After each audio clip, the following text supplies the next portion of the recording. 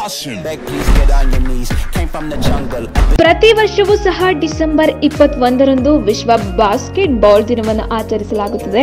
ಕ್ರೀಡೆಯ ಅಭಿವೃದ್ಧಿ ಹಾಗೂ ಆಟವನ್ನು ಗೌರವಿಸುವ ಭಾಗವಾಗಿ ಈ ದಿನವನ್ನು ಆಚರಿಸಿಕೊಂಡು ಬರಲಾಗುತ್ತದೆ.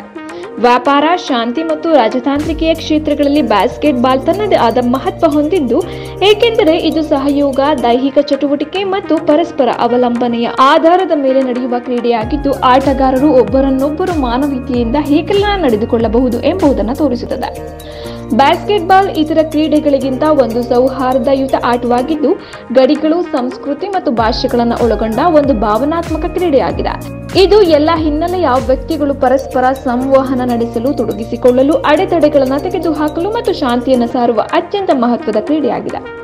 ಕೆನಡಾದ ದೈಹಿಕ ಶಿಕ್ಷಕರಾದ ಡಾಕ್ಟರ್ ಜೇಮ್ಸ್ ನೈಸ್ಮಿತ್ ಅವರು ಡಿಸೆಂಬರ್ 21, 1991ರಂದು ಅಮೆರಿಕದ ಮೆಸಾಚುಸೆಟ್ಸ್ನ ಸ್ಪ್ರಿಂಗ್ಫೀಲ್ಡ್ನಲ್ಲಿರುವ ಇಂಟರ್ನ್ಯಾಷನಲ್ YMCA ಟ್ರೈನಿಂಗ್ ಸ್ಕೂಲ್ನಲ್ಲಿ ಈ ಬಾಸ್ಕೆಟ್ ಬಾಲ್ ಆಟವನ್ನು ಶೋಧಿಸಿದರು.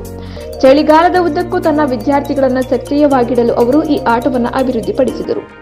ವಿಶ್ವಸಂಸ್ಥೆಯ ಸಾಮಾನ್ಯ ಸಭೆಯಲ್ಲಿ ಈ ಸಂಬಂಧ ನಿರ್ಣಯ ಅಂಗೀಕರಿಸುವ ಮೂಲಕ ಈ ವರ್ಷ ಆಗಸ್ಟ್ 25ರಲ್ಲಿ ವಿಶ್ವ ಬಾಸ್ಕೆಟ್ ಬಾಲ್ ದಿನವೆಂದು ಘೋಷಿಸಲಾಯಿತು. International basket ball federation basket ball ವಿಶ್ವಕಪ್ ಅನ್ನು ಆಯೋಜಿಸಿತು.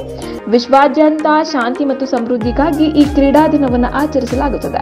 ಇಂಡೋನೇಷ್ಯಾ, ಜಪಾನ್ ಮತ್ತು ಫಿಲಿಪೈನ್ಸ್ ಬಾಸ್ಕೆಟ್ ಬಾಲ್ ವಿಶ್ವಕಪ್ ಆಯೋಜಿಸುವ ಮೂಲಕ ಬಾಸ್ಕೆಟ್ ಬಾಲ್ಗೆ ಹೆಚ್ಚಿನ ಮನ್ನಣೆ ನೀಡಿವೆ. ಈ ದಿನವು ಪರಸ್ಪರ ಸಹಕಾರ, ತಂಡದ ಕೆಲಸ ಮತ್ತು ಸಂವಹನವನ್ನು ಉತ್ತೇಜಿಸುತ್ತದೆ ಮತ್ತು ಗುಣಲಕ್ಷಣಗಳು ಹೇಗೆ ಸಾಮರಸ್ಯ ಮತ್ತು ತಿಳುವಳಿಕೆ ಉತ್ತೇಜಿಸುತ್ತದೆ ಎಂಬುದನ್ನು ಎತ್ತಿ ತೋರುತ್ತದೆ.